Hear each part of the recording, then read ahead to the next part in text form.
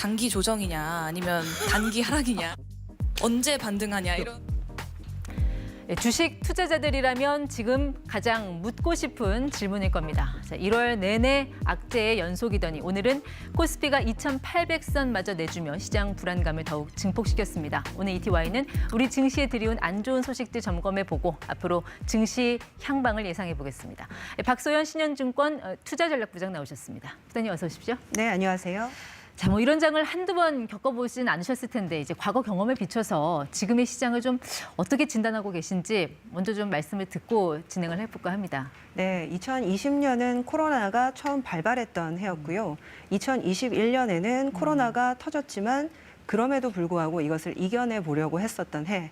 그리고 올해 2022년은 코로나에서 드디어 벗어나게 되는 해가 될 것 같습니다. 네. 그런데 이제 시장은 오히려 이렇게 되면 그동안 풀었었던 유동성의 수도꼭지를 잠그지 않을까 걱정을 먼저 하고 있는 것 같습니다. 네, 그러니까 그동안 이제 유동성 중심의 금융 장세가 본격적인 실적 장세로 가는 약간의 뭐 과도기적인 상황.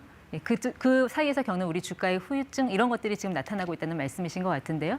결국 오늘 코스피가 2,800선 깨고 내려왔습니다. 이게 13개월 만이라고 하는데 지금 물론 우리 시장에 여러 가지 악재들이 겹쳐 있지만 가장 위협적인 요인은 어떤 걸로 보고 계세요?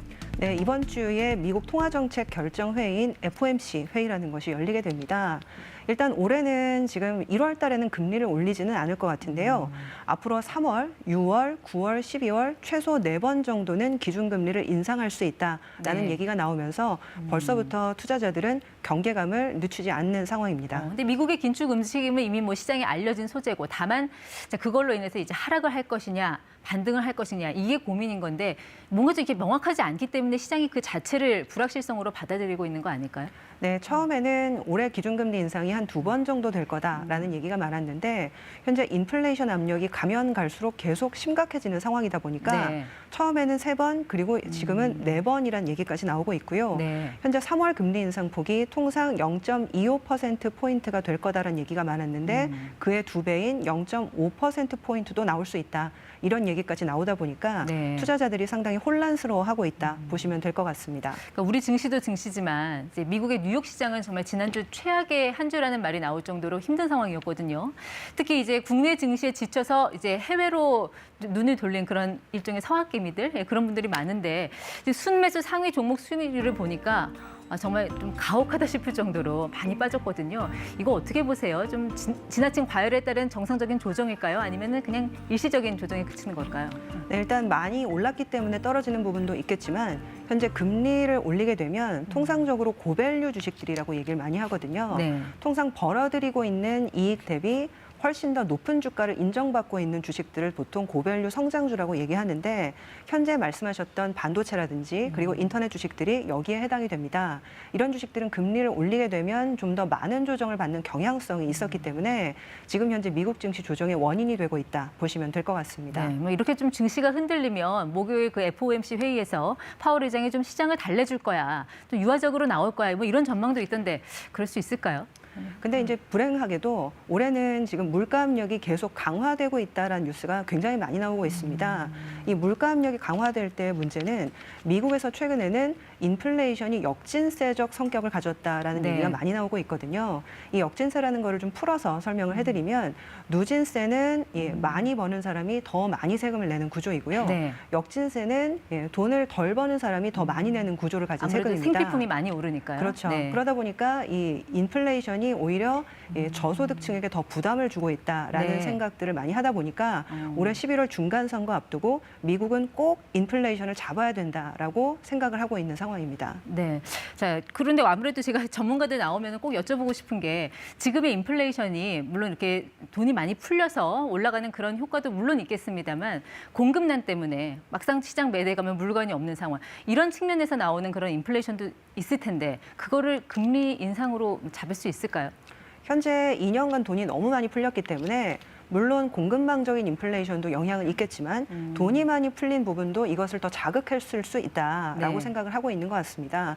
그러다 보니까 공급망이 단기간에 해결이 되기 어렵다 보니까 일단 유동성의 수도꼭지라도 잠가보면 어느 정도 잡히는 부분이 보이지 않을까 기대를 하고 있는 것 같습니다.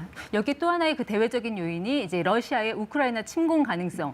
자, 이 대외적인 요인도 좀 물가 상승에 영향을 줄 수 있는 요인이 될 거라고 보시나요? 어떻게 네, 보세요? 현재는 직접적으로 영향을 줄 수 있는 부분은 없지만 두 가지 정도 얘기가 되고 있습니다. 일단 우크라이나가 유럽의 유명한 곡창지대이기 때문에 우크라이나에서 지정학적 리스크가 발발을 하게 되면 곡물 가격이 올라갈 수 있는 리스크가 있고요. 네. 두 번째는 러시아가 만약에 우크라이나를 침공을 하게 되면 미국이 대대적인 경제 제재를 하겠다라고 예고를 했는데 러시아는 아시다시피 원유와 천연가스를 굉장히 많이 수출을 하는 국가이기 때문에 이것이 원유와 천연가스 가격을 자극하지 않을까 네. 걱정을 하고 있는 것 같습니다. 근데 그런 요인 때문이라면 뭐 다른 나라들 주가도 좀 영향을 받아야 될 것 같은데 중국이나 타이완 같은 아시아 시장, 우리나라를 제외한 다른 시장들은 오히려 플러스가 되거나 아니면 약보합으로 끝났거든요. 왜 이렇게 한국만 유독 많이 빠지는 겁니까? 네, 사실 한국이 원자재를 전체 다 수입을 하고 있는 원유와 천연가스를 수입을 하고 있는 상황도 영향이 좀 있긴 하지만 이번 주에 한국의 고유 요인이 있습니다. LG 에너지 솔루션 상장이 있는데 이 LG 에너지 솔루션 상장 때문에 기관 외국인 수급들이 이 주식을 받기 위해서 현재 포트폴리오를 좀 비워놓고 있는 상황이거든요. 네. 그러다 보니까 이 LG 에너지 솔루션 상장이 끝나게 되면 어느 정도 수급적인 교란 효과는 사라질 거다라는 네. 기대가 있는 상황입니다. 지금 상장 예정일이 이제 목요일이잖아요. 맞습니다. 네. 그날 그 LG 에너지 솔루션 상장이 우리 지수나 시장 전체에 좀 변곡점이 될까요? 좀 어떤 효과 갖고 올 걸로 보세요? 네, 변곡점이 될 걸로 생각을 하고 있습니다. 일단 지금 1월 달 주가만 보면 다른 나라 대비 한국의 낙폭이 상당히 컸는데 이것은 일단 LG 에너지 솔루션이 상장이 되면 현재 코스피 시가총액 3위를 기록할 걸로 예상을 하고 있기 때문에 이 부분에 대한 어떤 수급적인 교란 현상들이 있었거든요. 네. 근데 이게 이제 사라지게 되면 어느 정도 수급적인 교란 효과가 사라지면서 2월 달 기술적인 반등을 기대해 볼 수 있는 부분이 있을 것 같습니다. 네, 그날 마침 또 이제 FOMC 회의도 열리니까 어떤 수급적인 불안 요인 그리고 미국의 긴축 요인 이런 거에 대한 좀 불확실성이 사라지면 그 다음에 우리 주식시장 좀 반등의 모멘텀을 가질 수 있을까요? 그 이후는 좀 어떻게 전망을 하세요? 네, 일단 1월 달에 지금 주가가 6% 이상 많이 떨어졌기 때문에 2월은 기술적인 반등 요인은 있을 것 같습니다. 그런데 다소 지금 찜찜한 부분은 네. 경기 선행지수. 통상 이제 경기가 현재 하락을 하는 구간이냐 상승을 하는 구간이냐를 저희 통계청에서 발표를 하고 있는데 이 경기 선행 지수가 작년 7월부터 떨어지고 있는 상황입니다. 현재는 경기가 둔화되는 구간이라는 얘기이고요. 그러다 보니까 통상 주식 시장이 좋을 때는 선행 지수가 올라가는 구간인 경우가 많고요. 아직까지는 지금 둔화되는 구간이기 때문에 저희는 이 경기 선행 지수가 바닥을 확실하게 치는 그 구간을 기다려서 투자를 해보자라고 말씀을 드리고 있습니다. 네, 워낙 여러 가지 악재가 중첩이 돼 있다 보니까 투자자들로서는 정말 이게 공포스러운 장일 수밖에 없는 거거든요. 그러니까 이게 사실 지수가 좀 밀리면 좀 사겠다 하는 분위기가 한 달 사이에 오르면 빨리 털고 나가자 뭐 이런 분위기도 좀 지금 감지가 되고 있고 자 이럴 때 투자자들한테 기다려라 아니면은 나와라 아니면 좀 저점에서 매수해라 좀 현실적인 전략 어떤 걸 좀 제시를 해주실 수 있을까요? 네, 일단 통상적으로는 장부가치 일배를 많이 봅니다. 통상 기업들이 굉장히 안 좋은 일이 있어도 현재 보유하고 있는 자산과 땅은 없어지지 않거든요. 그런데 이 보유하고 있는 자산과 땅을 기준으로 기업 가치를 산정을 해봤을 때 정확하게 1배다라고 하는 지점이 현재 2,800선 전후입니다.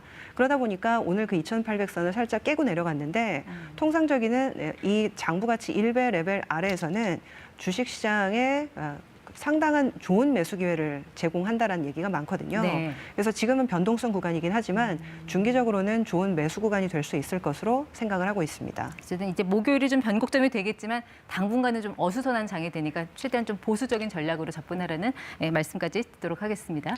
지금까지 ETY 박소연 신용증권 투자전략부장과 함께했습니다. 고맙습니다.